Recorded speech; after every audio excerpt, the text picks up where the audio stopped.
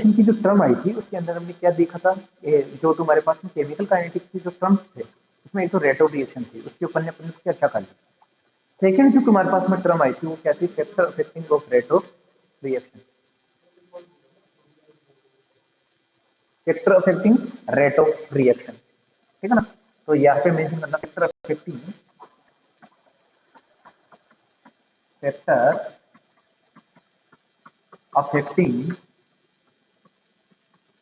Rate of reaction,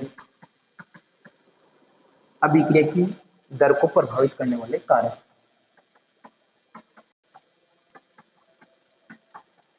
अभिक्रिया की दर को प्रभावित करने वाले कारक,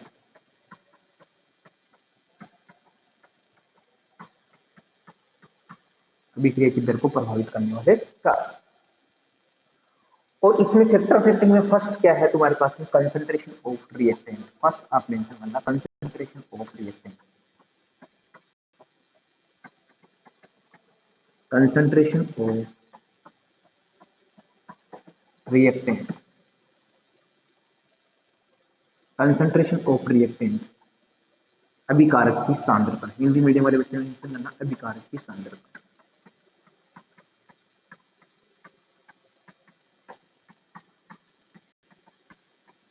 अभिकारक की सांद्रता। सेकंड मेंशन करना तुम्हारे पास में प्रेशर, प्रेशर। सेकंड क्या होगा तुम्हारे पास में, दाब। थर्ड आप मेंशन करना टेम्परेचर, टेम्परेचर ताप, ताप।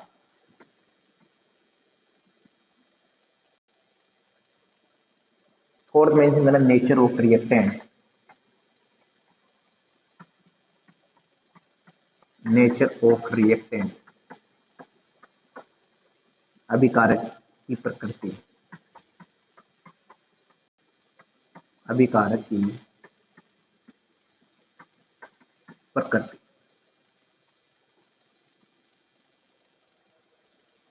मेंशन करो जी,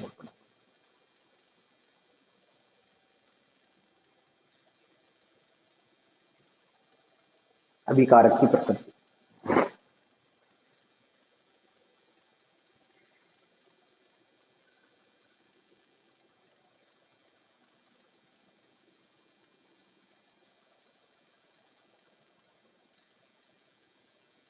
ठीक है,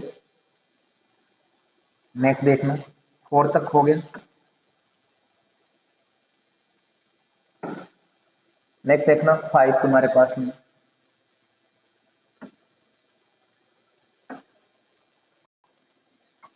फाइव क्या है तुम्हारे पास में, फाइव नंबर पे मेंशन करना orientation of reacting species,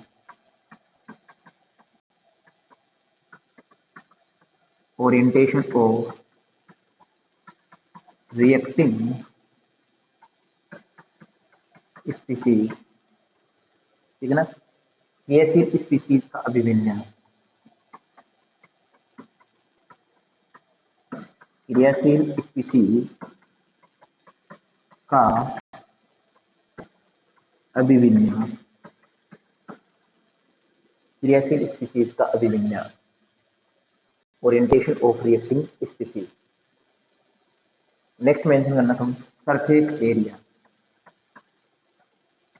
surface area, surface area जो क्षेत्रफल तुम्हारे पास में जहां रिएक्शन हो रही। और नेक्स्ट मेंशन करता हूं तुम्हारे पास में nature of solvent, nature of solvent, विलायक की प्रकृति, विलायक की प्रकृति। अरे बात समझ, ये पॉइंट है जिनके अपने को डिस्कशन करना है, ये सारे पॉइंट है जिनके ऊपर अपने को डिस्कशन करना है।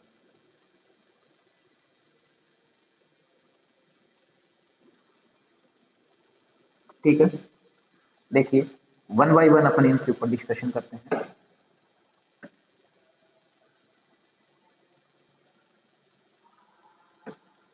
फर्स्ट आप मेंशन कीजिए concentration of reactant, first mention कीजिए कंसंट्रेशन ऑफ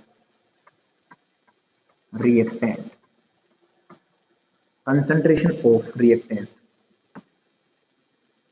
ठीक है। और इस कंसंट्रेशन ऑफ रिएक्टेंट में आप ये देखिए कि कोई भी जो तुम्हारे पास में रिएक्शन है, समझना, कोई भी रिएक्शन है, एनी रिएक्शन, जो रिएक्शन है,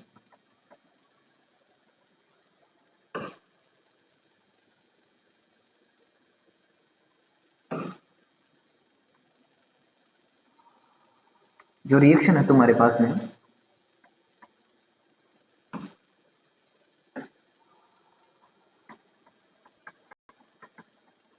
भाई इस रिएक्शन के अंदर क्या है, तुम्हारे पास में एक रिएक्टेंट है, ठीक है। और रिएक्टेंट से ये रिएक्टेंट किसमें कन्वर्ट हो रहा है, प्रोडक्ट के अंदर, किसमें कन्वर्ट होता है, प्रोडक्ट के अंदर कन्वर्ट होगा। अब आप लोगों को ये भी पता होना चाहिए कि जब ये प्रोडक्ट में कन्वर्ट हो रहा है, आई बात समझ, ठीक है ना। तो प्रोडक्ट में जब कन्वर्ट हो रहा है तुम्हारे पास में, तो यहाँ पे तुम जब कंसंट्रेशन को क्या करोगे, इंक्रीज करोगे। यहाँ पे ये तुम्हारे पास में कंसंट्रेशन इंक्रीज हो रही है, तो इस प्रोडक्ट की कंसंट्रेशन भी क्या होगी, इंक्रीज होनी चाहिए तुम्हारे पास में। आई बात समझ भाई। तुमने जो रिएक्टेंट है, आपको समझना है कि किसी इंडस्ट्री के अंदर हमें प्रोडक्ट का फॉर्मेशन करना है। अब आप, तुम्हारे पास में जो क्रूड है, जो तुम्हारे पास में कच्ची चीजें हैं जिससे आप क्या बना रहे हो, प्रोडक्ट का फॉर्मेशन कर रहे हो, तो उस रिएक्टेंट की कंसंट्रेशन को इंक्रीज करना पड़ेगा। ये कहना कि तो इसकी कंसंट्रेशन इंक्रीज हो रही है, तो इसकी कंसंट्रेशन भी क्या होनी चाहिए, इंक्रीज होनी चाहिए। आई बात समझ। रिएक्टेंट है जो तुम्हारे पास है, तो कहने का मतलब, अब बात को समझ लीजिए, इसकी कंसंट्रेशन को अपन ने क्या कर दिया, फिक्स कर दिया। ये कंसंट्रेशन फिक्स है, तो यदि ये रिएक्टेंट किसमें कन्वर्ट हो रहा है, प्रोडक्ट में कन्वर्ट होगा, तो इसकी जो कंसंट्रेशन है वो फिक्स है। तो ये तो डिक्रीज हो रही है, ये क्या हो रही है, इंक्रीज हो रही है। बात समझ। लेकिन ये जो रिएक्टेंट है, इस रिएक्टेंट का, अब मैं ये कह दूं कि रिएक्टेंट का रेट के साथ में क्या है, ये रेट के साथ में तो है इसका रिलेशन। ये जो तुम्हारे पास में रिएक्टेंट है, इसका रेट के साथ में क्या रिलेशन है, वो यही तो कह रहा है कि जो रिएक्टेंट है उसकी कंसंट्रेशन को इंक्रीज कर दो, तो तुम्हारे पास में ये जो रेट है, उसकी रेट भी क्या है, जो रिएक्शन है उसकी रेट भी क्या हो जाएगी, इंक्रीज हो जाएगी। यही तो ये कहना चाह रहा है। आगे के बाद हम ये चलो, तो यहाँ पे क्या बोला गया है कि रेट ऑफ रिएक्शन, देखिए क्या बोला गया है, यहाँ पे बोला गया है rate of reaction, rate of reaction is directly proportional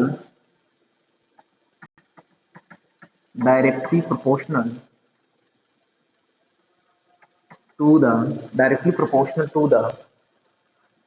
rate of reaction is directly proportional to the concentration of reactant, directly proportional to the concentration of reactant.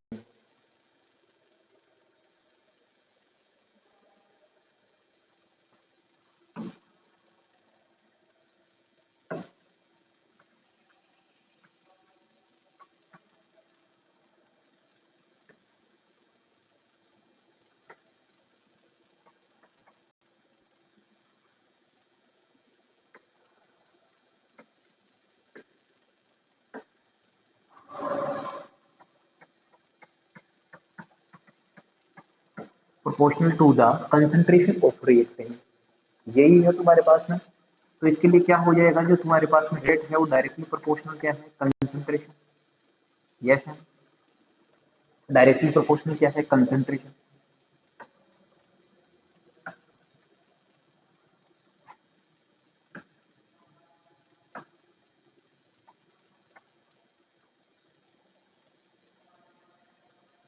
Yes है। तो रेट इज इक्वल टू के concentration की power N, यही तो है। आगे के बाद समझ। तो किसी के लिए जो रेट ऑफ रिएक्शन है वो directly proportional rate of reaction, तो इनके ऊपर जो ग्राफ बनेगा, इसके ऊपर ग्राफ अपन देखें कि ये तुम्हारे पास में रेट है और ये तुम्हारे पास में कंसंट्रेशन है। यदि कंसंट्रेशन आपके पास में कंसंट्रेशन इंक्रीज होती है तो उसकी रेट इंक्रीज होगी। तो इनका सॉरी, तो इनका जो ग्राफ आएगा वो क्या आएगी, एक स्ट्रेट लाइन आएगी। इनकी जो ग्राफ होगा वो एक स्ट्रेट लाइन ग्राफ होगा। आई बात समझ में? जो ग्राफिकल रिप्रेजेंटेशन है रेट ऑफ रिएक्शन के लिए, तो वो जो एक स्ट्रेट लाइन आएगी, कहने का मतलब कि तुम्हारे पास में ये कंसेंट्रेशन जैसे इस पॉइंट पे तुम्हारे पास में रेट ये है, ठीक है ना। नेक्स्ट पॉइंट के ऊपर अपन चर्चा करें। नेक्स्ट पॉइंट जैसे तुम्हारे पास में ये कंसेंट्रेशन और इंक्रीज कर रहे हो तो देखिए तुम्हारे पास में रेट इंक्रीज हो, और अपन डिस्कशन करें आगे, आपको समझ में आएगा और अच्छे से। और कंसंट्रेशन इंक्रीज कर रहे हो तो तुम्हारे पास में ये देखिए कंसंट्रेशन क्या हो रही है, ये रेट क्या हो रही है, इंक्रीज।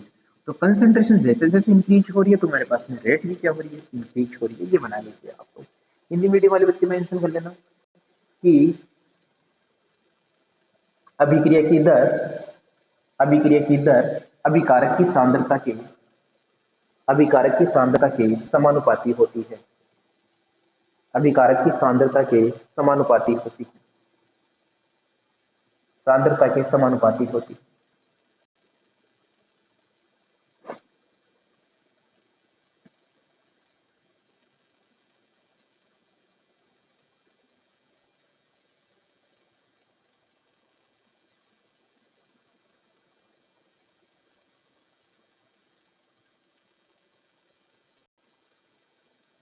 हो गया यहाँ तक का? चलिए अपन आगे नेक्स्ट देखिए। नेक्स्ट सेकंड यहाँ पे टॉपिक आप मेंशन कीजिए, सेकंड आप मेंशन कीजिए टेम्परेचर, टेम्परेचर ताप। सेकंड जो फैक्टर अफेक्टिंग है वो है ताप।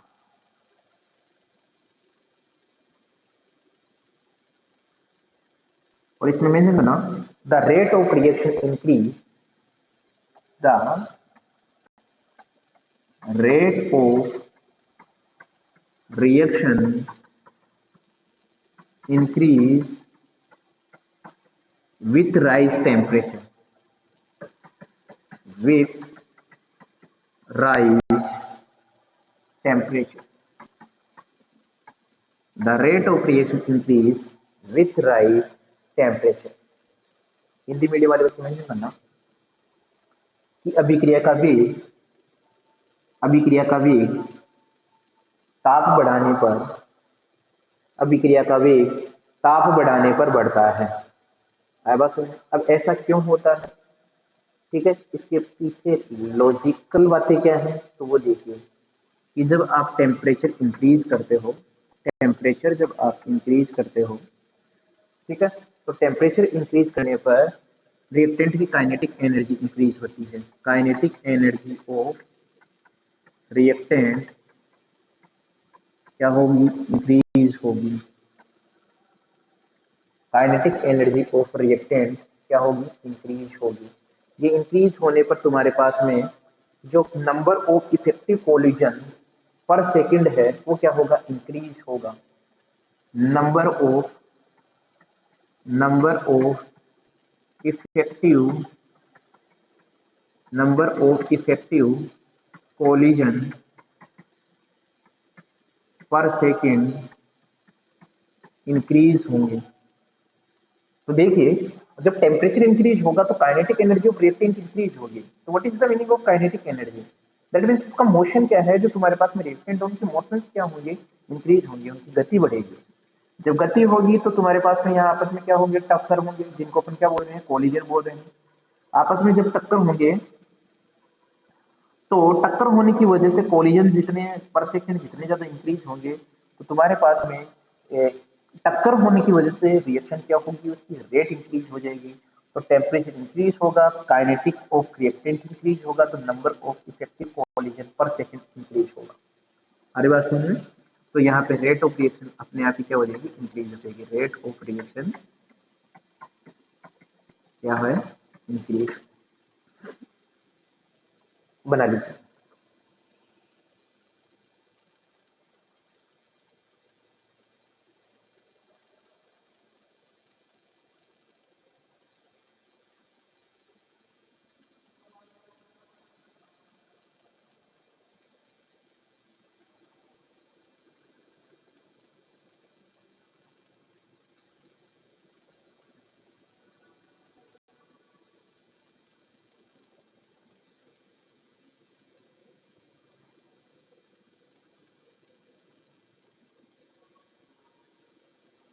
ठीक है, आगे चलिए। थर्ड यहाँ पे पॉइंट था कैटलिस्ट। थर्ड पॉइंट है मेंशन कीजिए catalyst. Catalyst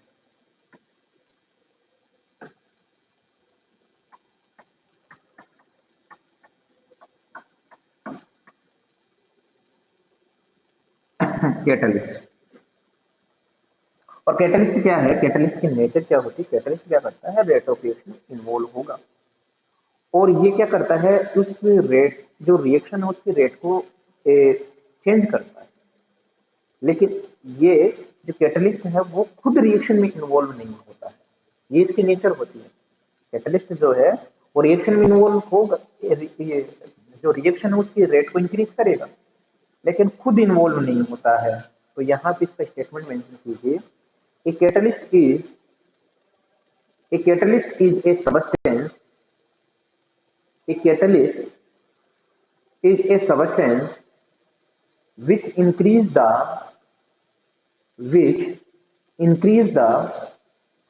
speed of a reaction without itself undergoing any chemical change, undergoing any chemical change, undergoing any chemical change। Hindi medium वाले बच्चे में करना उत्प्रेरक, हिंदी मीडियम वाले बच्चे लिखना उत्प्रेरक। उत्प्रेरक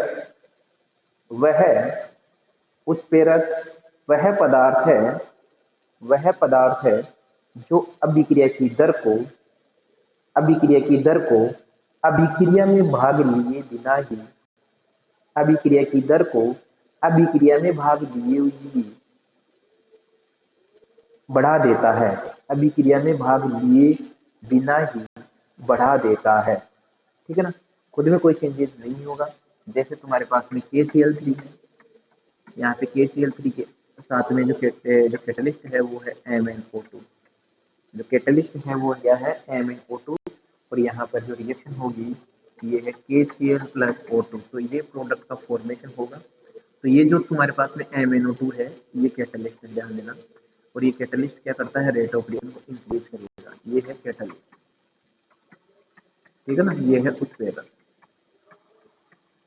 और ये रेट ऑफ रिएक्शन को क्या करता है, इंक्रीज करता है। नेक्स्ट इसी में ये बना लो एक बार और इसमें लिखना, a catalyst increase the rate of reaction, a catalyst increase the rate of reaction, a catalyst increase the rate of reaction, increase the rate of reaction, the rate of reaction because it decrease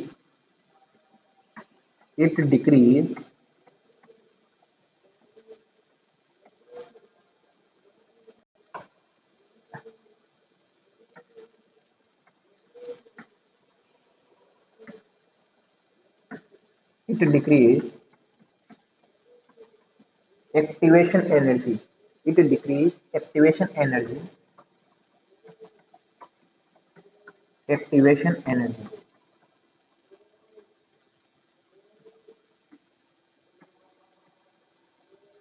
activation energy. Hindi medium वाले बच्चे में सुनाना कि उत्प्रेरक अभिक्रिया का वेग इसलिए बढ़ाते हैं क्योंकि ये अभिक्रिया की सक्रियण ऊर्जा को कम कर देते हैं, सक्रियण ऊर्जा को कम कर देते हैं, सक्रियण ऊर्जा को कम कर देते हैं, सक्रियण ऊर्जा को कम कर देते हैं।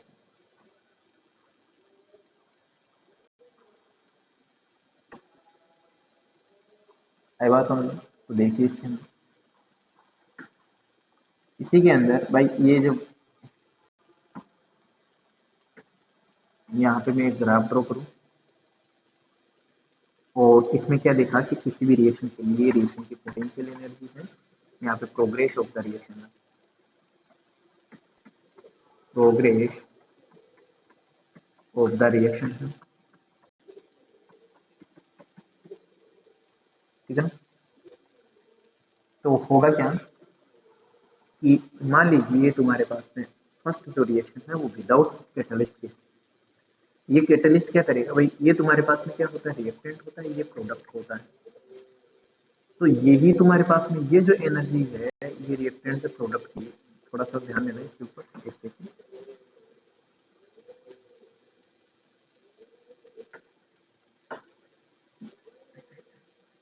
एक सेकंड।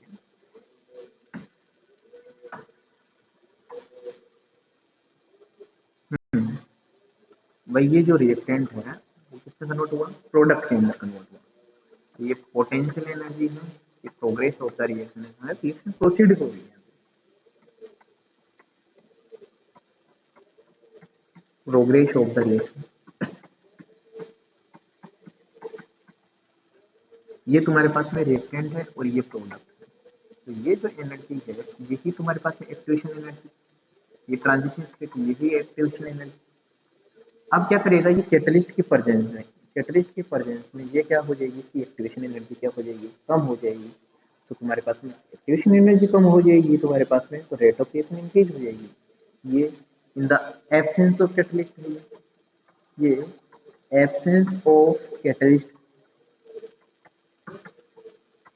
लिमिट वाले बच्चे लिख लेना, उस पेयर की अनुपस्थिति में ये प्रेजेंस ऑफ कैटलिस्ट है। ये जो ग्राफ आया वो प्रेजेंस ऑफ कैटलिस्ट में है, कैटलिस्ट की उपस्थिति में है। आई बात समझ में?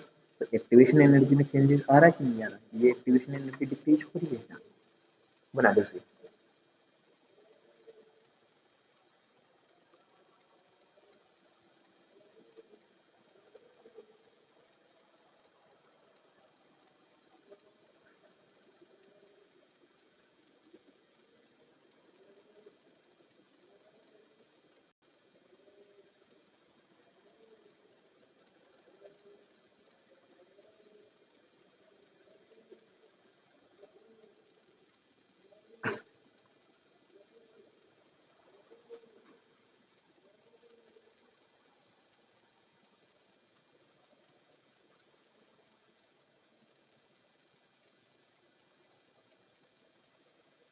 बना दिया। नेक्स्ट इसमें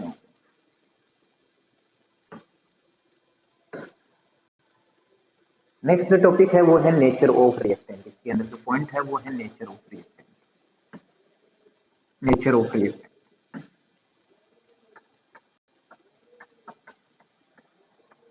nature of reactant, nature of reactant, अभिकारक की प्रकृति।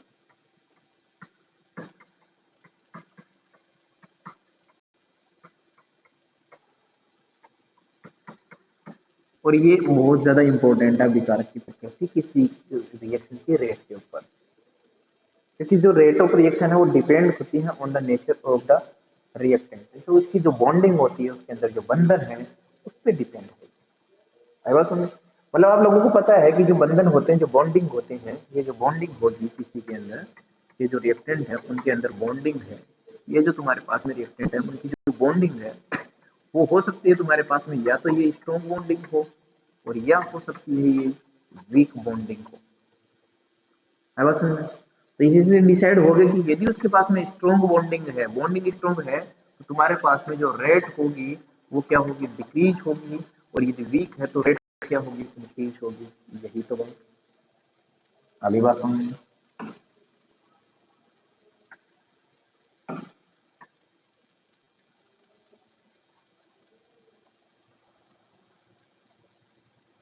नेक्स्ट चले इसके अंदर, तो आप क्या मेंशन करोगे, मेंशन कीजिए यहाँ पे, rate of reaction depend, rate rate of reaction, rate of reaction depends on the, depends on the depends on the nature of bonding, on the nature of bonding,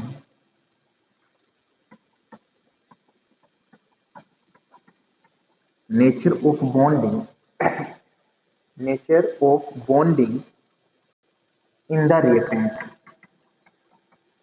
in the reactant.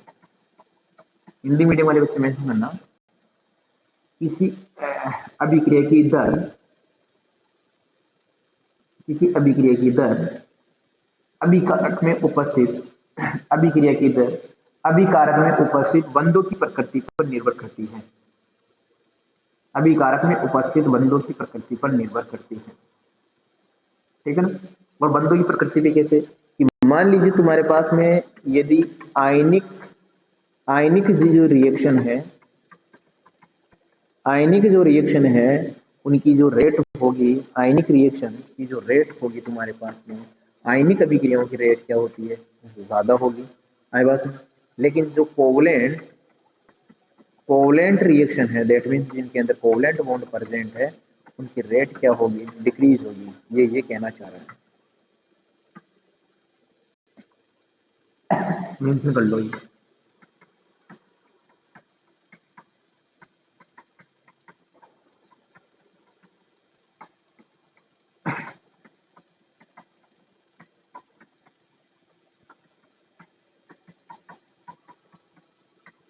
ऐसे हो जाए कभी। यहाँ पे एक example लेते हैं, उसके थ्रू मैं आपको एक्सप्लेन करने की कोशिश करूंगा।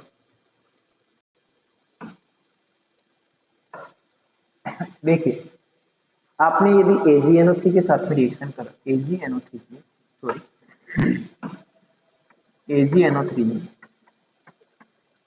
कौन सी नेचर का, आयनिक नेचर का है, और इसकी रिएक्शन आपने NaCl के साथ में करवाई। आयनिक नेचर में यहाँ पे जो रिएक्शन होगी तुम्हारे पास में क्या बनेगा, AgCl और प्लस NaNO3, ये प्रोडक्ट तुम्हारे पास में बना। तो ये जो है ये है आयनिक रिएक्शन, ये है तुम्हारे पास में कौन सी है, आयनिक रिएक्शन है। तो इस आयनिक रिएक्शन की जो रेट ऑफ रिएक्शन होगी वो भी क्या होगी, ज्यादा होगी, यानी कि ये रिएक्शन क्या होगी, फास्ट होगी। रिएक्शन क्या होगी, फास्ट होगी तुम्हारे पास में, सॉरी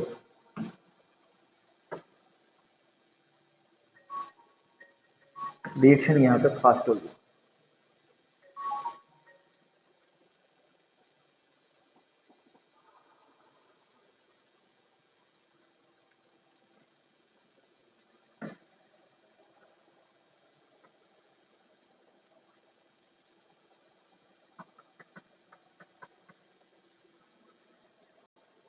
ठीक है, फास्ट रिएक्शन होगी।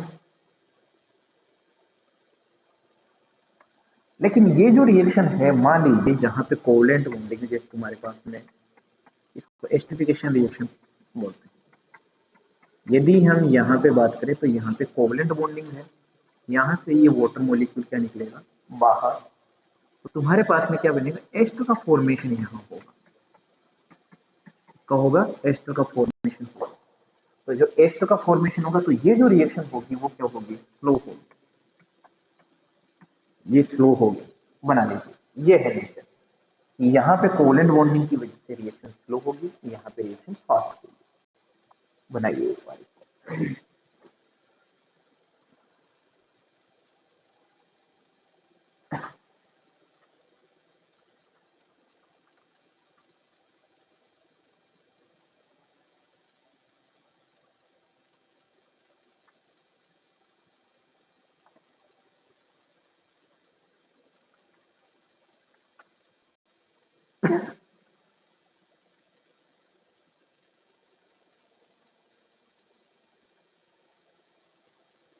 नेक्स्ट मेंशन करना है, यहाँ पे अपन ने आपको मेंशन करवाए थे यहाँ पे। अच्छा ठीक है, यहाँ तक का कर लेना आप लोगों से, यदि factor affecting of the reaction है तो यहाँ तक की आप फैक्टर अफेक्टिंग उसको एक्सप्लेन कर देना। आई बात समझ। इसके बाद में अपन यहाँ पे मेंशन करेंगे, ये जैसे तुम्हारे पास में क्या कंप्लीट हो गया है, ये कंसंट्रेशन तुम्हारे पास में फैक्टर अफेक्टिंग कंप्लीट हो गया है। ठीक है ना। अब अपन बात करेंगे यहाँ पे एक नया टॉपिक स्टार्ट करते हैं और वो है तुम्हारे पास में रेट लो। क्या है नया टॉपिक मेंशन कीजिए। आई बात हम यहाँ तक का बना लेना पेपर पेटिंग में जितना आप लोगों को एक्सप्लेन करवा दिया गया है। अब आप मेंशन कीजिए रेट लो, दर नियम।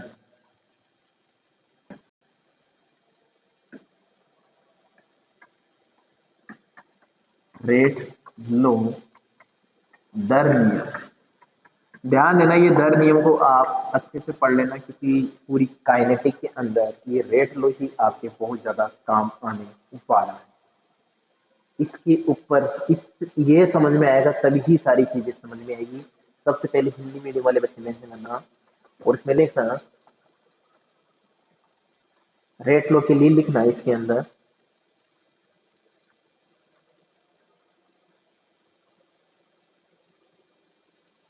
इसके अंदर explain rate low explain rate low explain the dependence of rate low explain the dependence of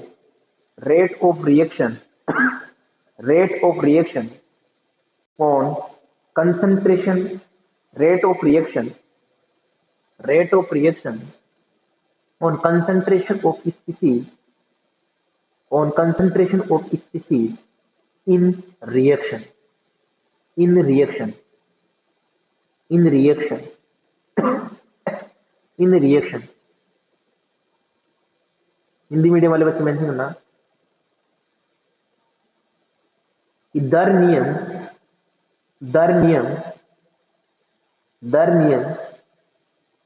अभिक्रिया की दर का दर नियम अभिक्रिया की दर तथा अभिक्रिया की दर तथा स्पीशीज की सांद्रता का अभिक्रिया की दर का स्पीशीज की सांद्रता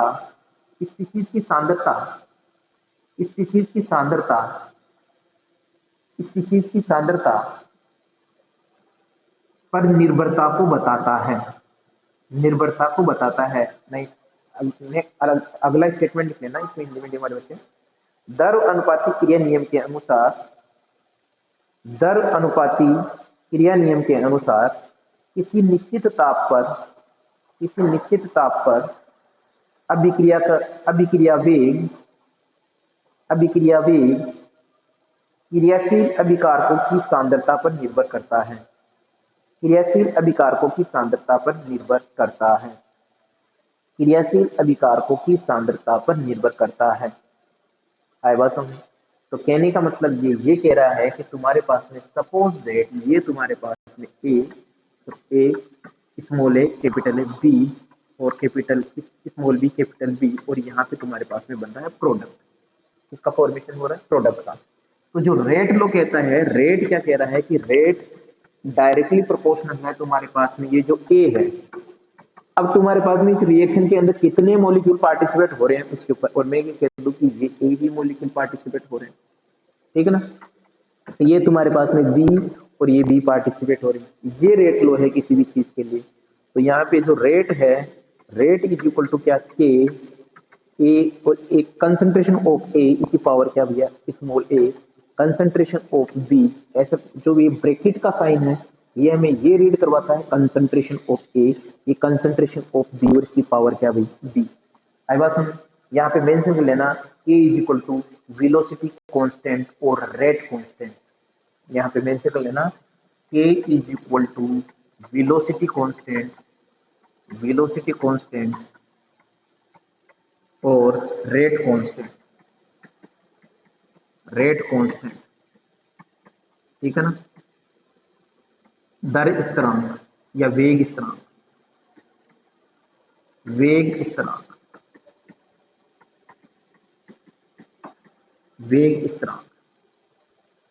आगे के बाद समझें। यहां तक बना लेना रेट लो।